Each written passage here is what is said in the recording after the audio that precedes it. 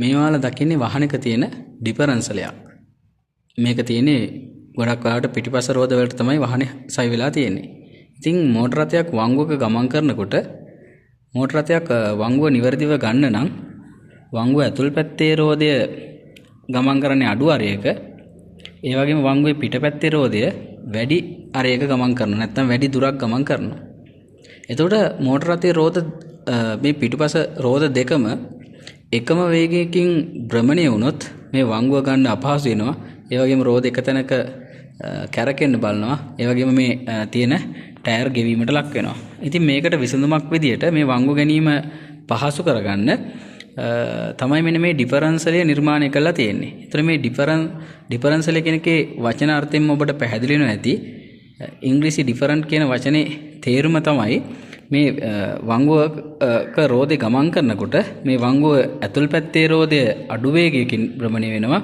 ඒ වගේම වංගුව පිටපැත්තේ ගමන් කරන රෝදය වැඩි වේගයකින් භ්‍රමණය වෙනවා. එහෙම වුණොත් තමයි වංගුව ගන්න පුළුවන්. ඉතින් මේ රෝද දෙකේ කැරකෙන වේග වෙනස තමයි මෙන්න මේ ඩිෆරන්සලෙන් හදන්නේ. ඒ නිසා ඒකට ඩිෆරන්සලය කියලා නම් කරලා තියෙනවා. අපි ඒ වගේම මේක සිංහලෙන් අපි නම් කරනවා නිමි එළවුම සහ ආන්තර කට්ටල නැත්නම් ආන්තර එකලස කියලත් මෙන්න මේ කොටස හඳුන්වනවා.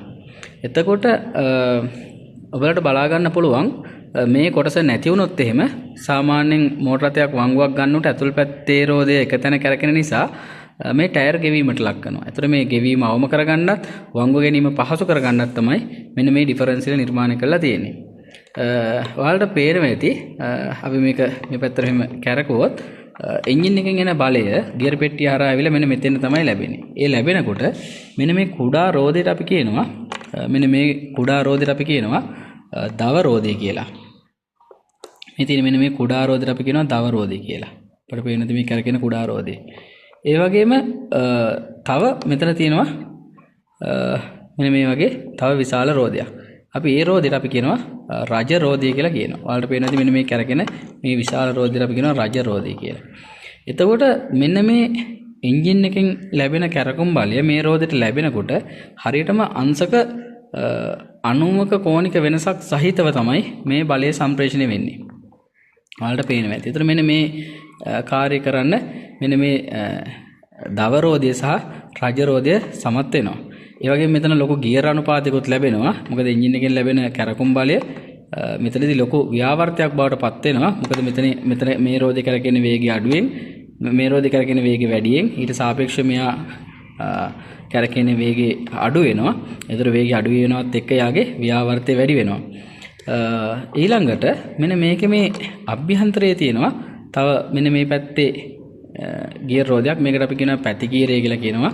ඒ වගේම තව පේනවා ඇති මෙන්න මෙතනත් මේ වගේ තව පැති ගියරයක් තියෙනවා. මෙන්න මේ පැති ගියර් දෙක හරහා තමයි මෙන්න මේ අක්ෂය ඔස්සේ මේ කැරකෙන රෝද වලට මේ බලය සම්ප්‍රේෂණය වෙන්නේ. අපි බලමු කරකවලා පේනවා ඇති මේ රෝදේ කැරකෙනකොට මේ රජ රෝදය කැරකෙනවා. ඒතර ඒ රජ රෝදයත් එක්ක මේ දෙපැත්තේ රෝද වලට බලය සම්ප්‍රේෂණය වෙනවා. ඒතර මේකේ තියෙන මේ මැජික් එක විශේෂත්වය තමයි මෝටර රථයක් තනිතලා මාර්ගයක නැත්නම් කෙලින් මාර්ගයක ගමන් කරනකොට රෝද දෙකම සමාන වේගයකින් භ්‍රමණය වෙනවා. හැබැයි වංගුවක් ගන්නකොට වංගුව ඇතුල් පැත්තේ රෝදය හෙරවීමකට ලක් වෙනවත් එක්ක ඒක වේගය අඩු වෙනකොට ඒ අඩු වෙන වේගය වංගුවේ පිටපැත්තේ තියෙන රෝදයට එකතු කරන එක තමයි මේකේ සිද්ධ වෙන්නේ. දැන් උදාහරණයක් විදිහට අපි බලමු. මෙන්න මේ පැත්තේ රෝදය අපි පොඩ්ඩක් ලොක් කරමු. ලොක් කරොත් මොකද වෙන්නේ? මේ රෝදේ නතර වෙනවා. ඒත් එක්ක මාළට පේනවා ඇති අනිත් පැත්තේ රෝදෙට මේ වේගය එකතු වෙලා ඒ රෝදේ කරකිනවා. මාළට පේනවා ඇති දැන් මේ රෝදේ කරකින්නේ නැහැ. අපි මේක ඒ වගේම මේ රෝදේ කරකිනවා. ඒ වගේම අපි දැන් වංගුව අනිත් පැත්තට තියෙන්න පුළුවන්. අපි හිතමු මේ ලොක් එක අයින් කරලා මේ පැත්තේ රෝදේ ලොක් කරොත් මේ පැත්තේ රෝදය කරකින්නේ නැහැ, නතර වෙනවා. ඒ වගේම අනිත් පැත්තේ රෝදෙට මේ එන වේගය එකතු වෙලා ඒ රෝදේ භ්‍රමණය වෙන්න පටන් ගන්නවා. ඉතින් මේ රෝද කැරකෙවීමේදී ඉබේම මේ සිරවීමත් සමග තමයි මේ ක්‍රියාවලිය සිද්ධ වෙන්නේ.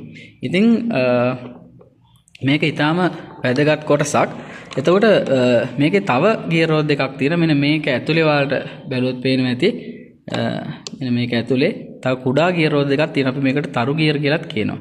එහෙම නැත්නම් අපි ස්පයිඩර් ගියර් වීල් කියලාත් කියනවා. ඒතර මෙන්න මේ සම්පූර්ණ එකලසට තමයි අපි කියන්නේ ආන්තර එකලස කියලා.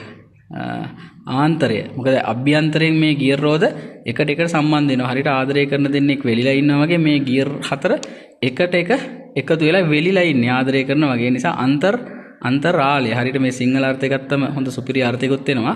ආලය කරනවා වගේ වෙලිලා තමයි මේ ගියර් රෝද හතර ඉන්නේ. නිසා අන්තරාලය කියලාත් කියන. ඒතර සමහර මේක වැරදියට හිතන්න පුළුවන්. ඒතර මෙන්න මේ ඇතුලේ කොටස තමයි අන්තරාලය කියලා කියන්නේ මෙන්න මේ කොටස් හතර. ඒ වගේම නිමි එළුම කියලා කියන්නේ එහෙමනම් මෙන්න මේ පොඩි කොටස් දෙක තමයි නිමි එළුම කියලා කියන්නේ. ඒතර මේ දෙකම එකට තියෙන හින්දා අපි මේ සම්පූර්ණ කොටසට අපි කියනවා නිමි එළුම සහ ආන්තරික කලස කියලා.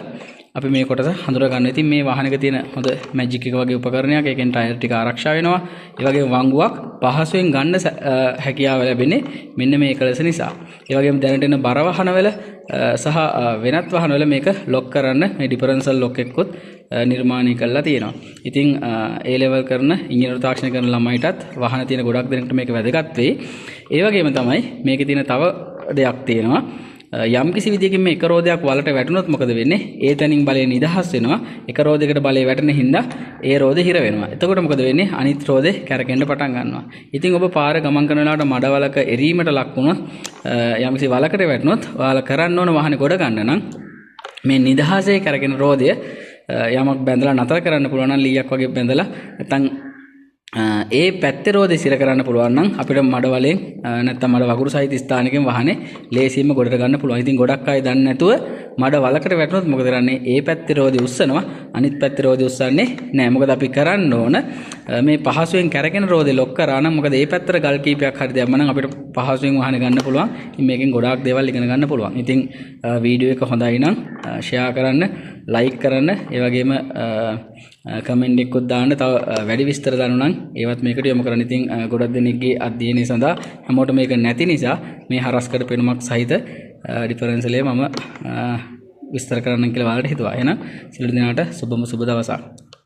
තවත් අලුත් වීඩියෝ එකකින් එහෙනම් අපි ආයෙ නැවත හමු වෙමු.